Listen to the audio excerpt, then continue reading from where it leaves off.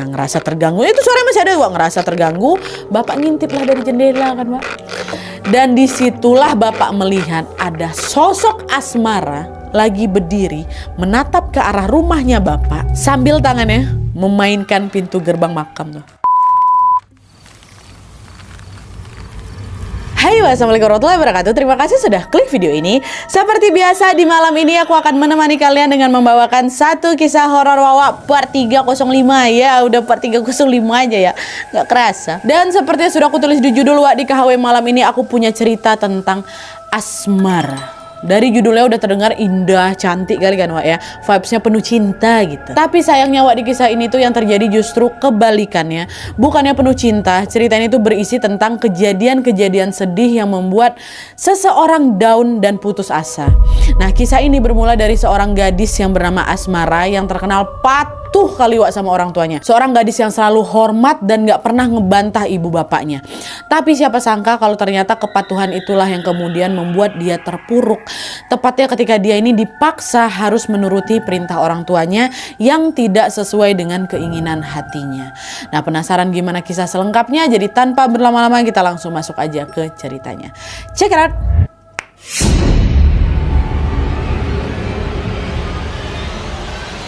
Oke, jadi kisah yang akan aku ceritakan ini adalah pengalaman horor yang dialami oleh Nenek Mimi dari Jawa Barat. Nah, kisah ini terjadi di tahun 1950-an waktu Nenek Mimi ini berusia 16 tahun. Dan untuk memudahkan ceritanya tanpa mengurangi rasa hormat, aku langsung panggil Mimi aja Wak ya. Nah, jadi pada masa itu Mimi ini punya sahabat dekat namanya Asmara. Mereka ini sudah berteman sejak kecil karena kebetulan dari SD sampai SMA mereka ini selalu sekolah di tempat yang sama gitu Wak. Selain itu mereka ini juga bertetangga satu desa yang rumahnya juga saling berhadapan-hadapan. Jadi rumahnya Asmara ini berada tepat di depan rumahnya Mimi. Nah, di desa mereka Wak, keluarganya Asmara ini dikenal sangat kaya dan juga terpandang. Ayahnya yang bernama Pak Agus merupakan seorang saudagar sukses yang punya banyak sawah dan punya banyak peternakan kambing. Sementara ibunya yang bernama Ibu Ratna adalah seorang ibu rumah tangga yang sangat tegas tapi penuh kasih gitu. Nah, secara finansial keluarga mereka ini memang jauh lebih beruntung dibanding warga yang ada di sana Wak. Tapi meskipun begitu, keluarganya Asmara ini nggak pernah sombong sama siapapun, nggak pernah. Keluarganya baik-baik kali lah gitu. Nah, nilai-nilai kebaikan itu selalu diajarkan ke Asmara sejak kecil oleh orang tuanya Wak. Alhasil Asmara pun tumbuh menjadi gadis yang cantik, yang sopan, yang lembut, tutur katanya halus, dan juga hormat sama orang yang lebih tua. Asmara juga nggak pernah membantah perintah ayah ibunya Wak. Segala peraturan yang ditetapkan di rumah itu pasti akan ditaati dengan tertib sama si Asmara. Nah, sifatnya Asmara yang sangat baik hati ini membuat dia disukai sama banyak orang Wak. Lalu pas Asmara ini beranjak dewasa, tepatnya waktu dia sudah berusia 16 tahun, Asmara pun mulai dilirik oleh banyak laki-laki yang jatuh hati sama dia. Pada saat itu orang-orang saling berlomba-lomba pengen memenangkan hatinya Asmara nih kan Wak ya. Tapi Asmara sendiri justru bersikap biasa aja sama orang-orang itu, seolah tidak terpengaruh sama perhatian yang datang dari mana-mana. Tapi diam-diam sebenarnya dia udah punya pilihan hatinya sendiri Wak. Pada saat itu Asmara ini sudah menjatuhkan hatinya, atau dia ini udah pacaran sama seorang teman dia yang dia kenal sejak bangku sekolah, namanya Rifki. Tapi hubungan ini dilakukan diam-diam Wak, tanpa sepengetahuan orang tuanya Asmara. Jadi yang orang tuanya tahu ya Asmara ini masih single, masih jomblo gitu loh. Nah, akhirnya pada suatu hari ayahnya Asmara pun ngajak si Asmara ini ngobrol serius. Nah, ayah mau kenalin kamu sama Raka. Dia itu anak teman ayah yang punya peternakan kambing juga katanya. Heran Asmara kan, ya kenapa tiba-tiba tumben?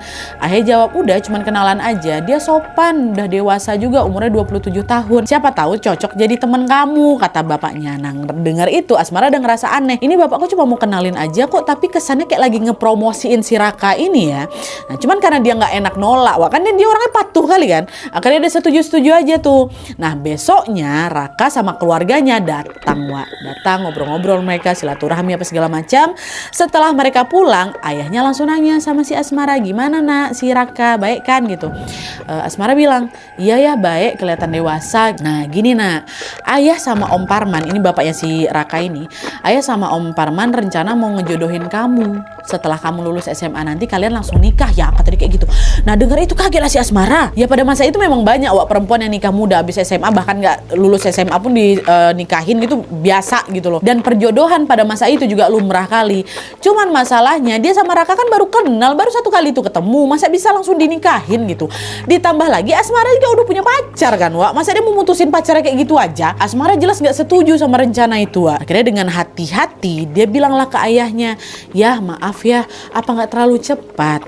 Kami loh baru aja kenal ya, dan bahkan baru ketemu 1 kali ini kan. Kalau ternyata nanti Asmara gak cocok sama Mas Raka gimana? Ya makanya kalian sering-sering ketemu lah, sering ngobrol biar makin kenal. Ayah yakin Raka tuh pasti cocok kali sama kamu. Tapi kenapa harus Raka ya? Apa yang bikin ayah tuh pengen kali ngejodohin Asmara sama dia gitu?" Raka itu orangnya baik, Nak. Dan dulu nih ayahnya Om Parman itu pernah ngebantuin ayah waktu usaha ayah mau bangkrut. Keluarga mereka tuh udah berjasa kali buat nyelamatin keluarga kita, kata bapak kayak gitu. Nah, dengar penjelasan ayahnya, Asmara pun langsung terdiam, Wak. Sekarang dia tahu betul kenapa ayahnya ini ngebet kali pengen ngejodohin dia sama Raka. Ya alasannya tadi, gegara hutang budi. Nah, pas tahu tentang hal ini, Asmara makin gak sampai hati buat nolak, Wak. Akhirnya dengan terpaksa Asmara pun mengiyakan perjodohan itu, ya.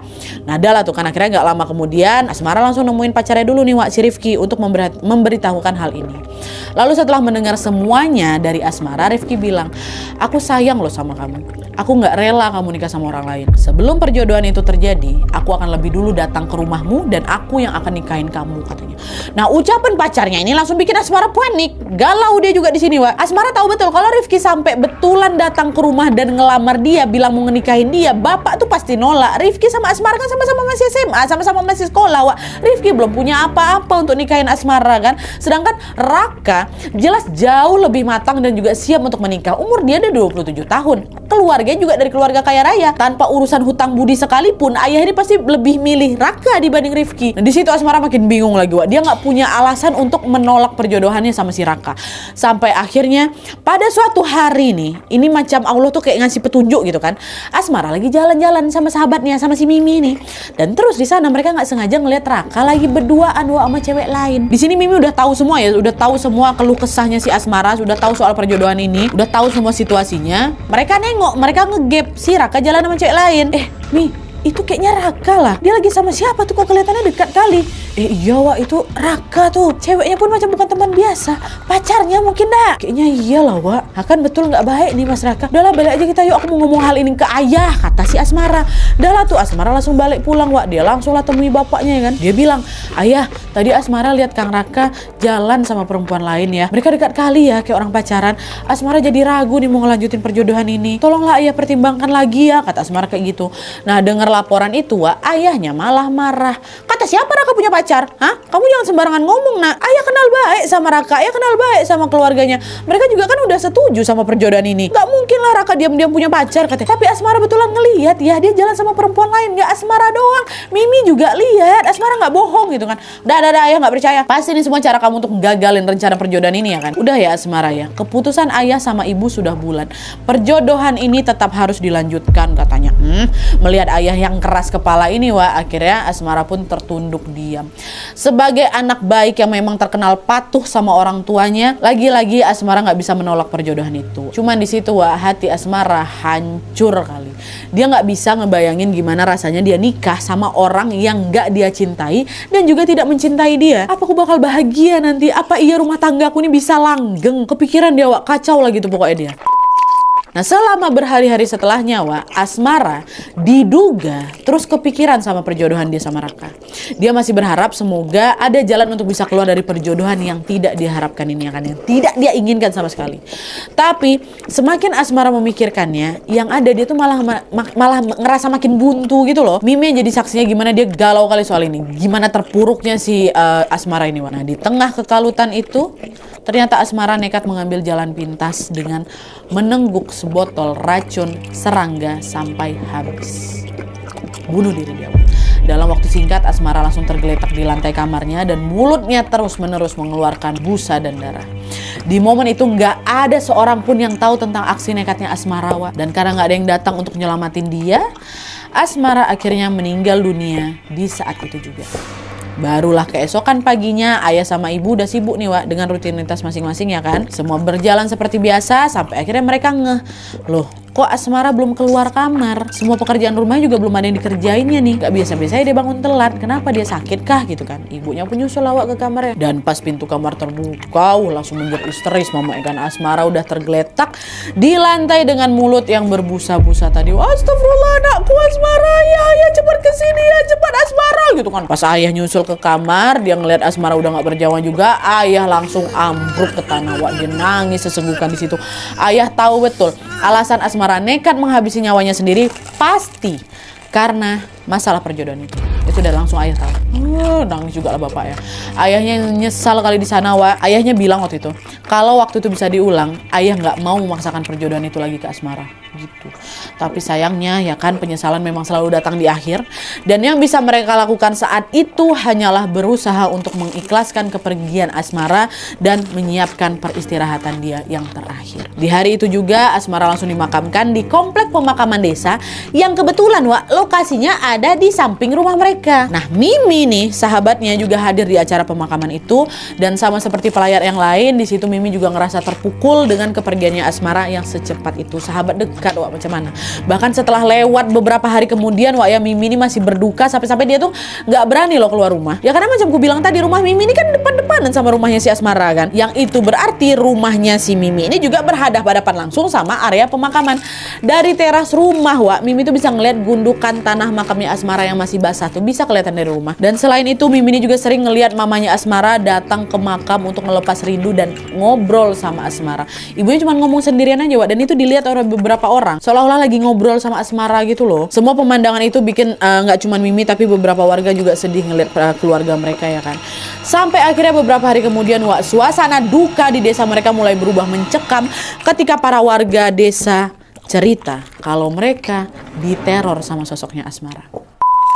Jadi ceritanya pada suatu malam, Wak, Mimi sama keluarganya udah pada tidur nih sama Mimi nih ya.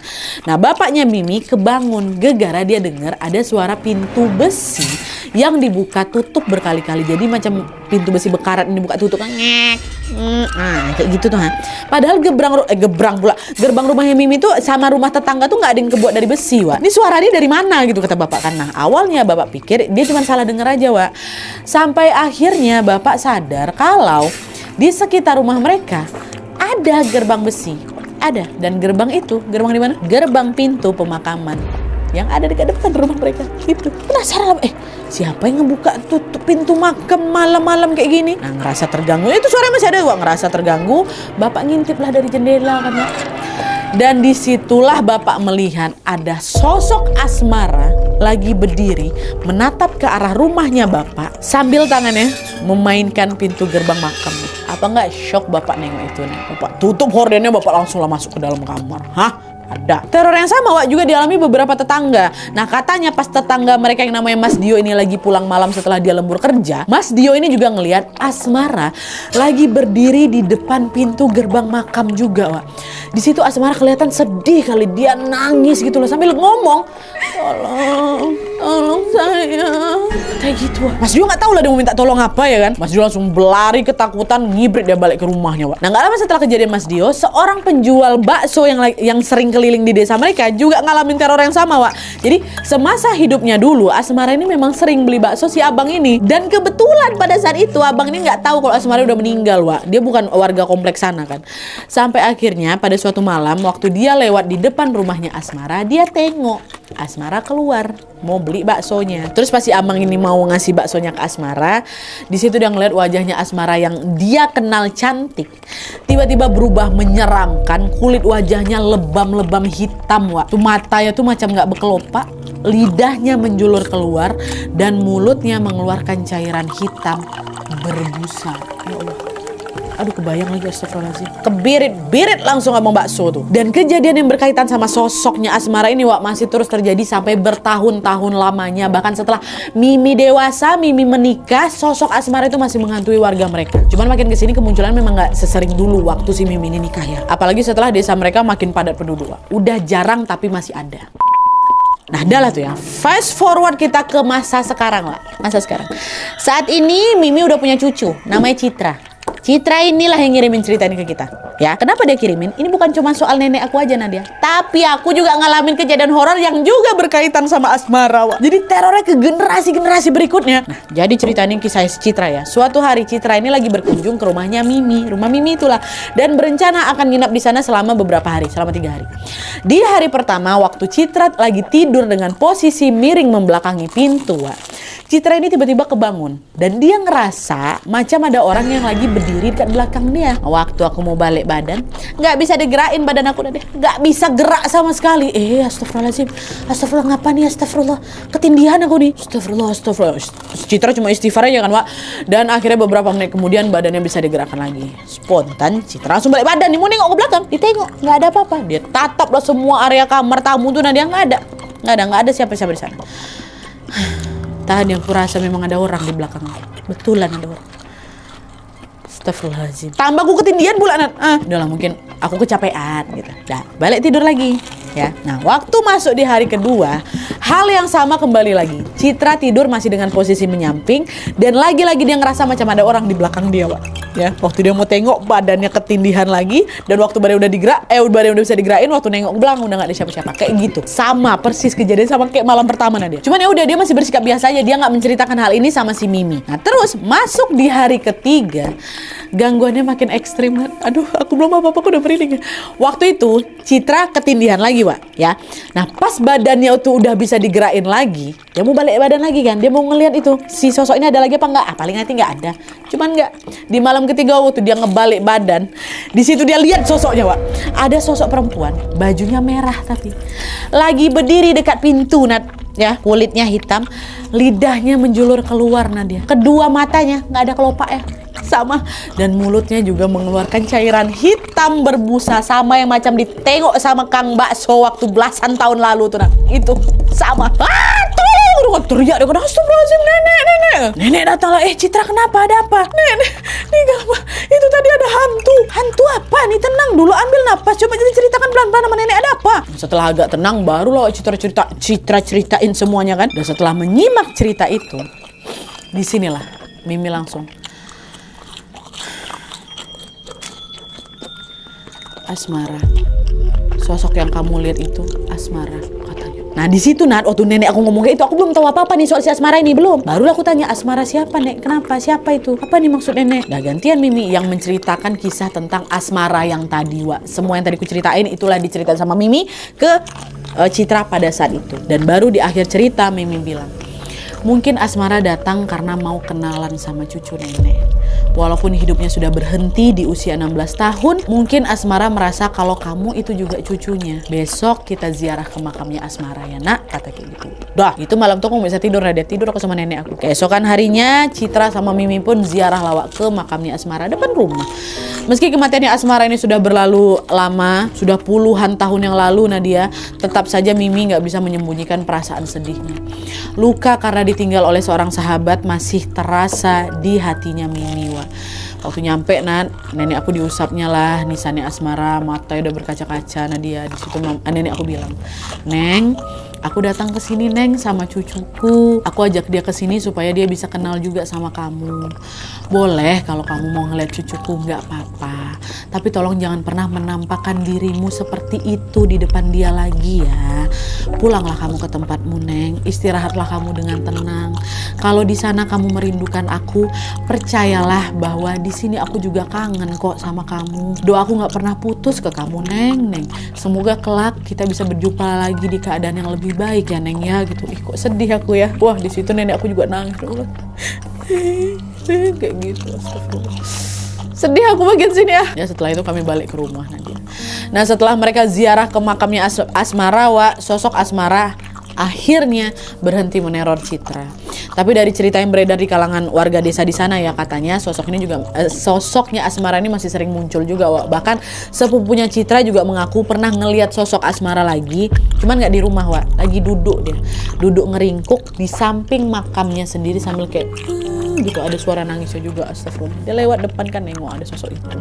Nah, menanggapi hal itu, Mimi cuman berpesan ke mereka untuk jangan lupa mendoakan asmara, semoga dia tenang di alam sana. Oke, Wak, jadi itu tadi cerita tentang sosok Asmara. Setiap kali dengar ceritanya sampai di part dimana sosok Asmara muncul dalam keadaan nangis sesenggukan dekat batu nisan yang terakhirnya, aku langsung aduh, makdeng itu loh, Wak. Ada beberapa kemungkinan kenapa dia bisa di kayak gitu kan. Bisa jadi dia sedih karena teringat sama kisah hidupnya yang juga sedih, soalnya dia dipaksa dijodohin sama orang tua ke orang yang tidak dicintai. Atau bisa jadi juga dia ini nangis karena menyesali keputusannya untuk mengakhiri nyawanya sendiri. Secara tersirat, Wak, ya, kisah ini tuh ngasih pelajaran ke kita buat tidak menyerah sama keadaan. Seperti badai yang pasti berlalu, Wak. Segala masalah yang datang mengguncang hidup kita ini juga pasti akan berlalu juga. Percaya aja, Wak, mau mengguncang apapun jalannya, kita pasti akan sampai di ujung kok, itu pasti. Jadi jangan pernah ambil jalan pintas macam apa yang sudah dilakukan sama Asmara ini, Wak, ya. Sesusah-susahnya hidup, tenang saja, karena hidup tetap lebih bisa diperjuangkan. Sedangkan kalau udah terlanjur kalian mati, kita nggak bisa balik ke dunia lagi. Jadi tetap bertahan di sana, maafkan semua yang mungkin pernah melukai hati kalian, dan jangan lupa untuk ucapkan terima kasih ke diri kalian sendiri karena kalian sudah mantap bisa berjalan sampai sejauh ini. Wih, wow, dalam kali ucapan aku. I love you. Yeah. Oke, Wak, jadi sekian dulu videonya. Terima kasih banyak yang sudah menonton. Kalau kalian suka video ini, klik like-nya. Jangan lupa komen di bawah tidak ada, dan saran-saran untuk selanjutnya. Jangan lupa nyalain notifikasinya supaya kalian tahu kalau aku upload video baru. And as always, jangan lupa untuk klik tombol subscribe supaya kalian sama-sama tahu informasi menarik dan menegangkan dari channel aku.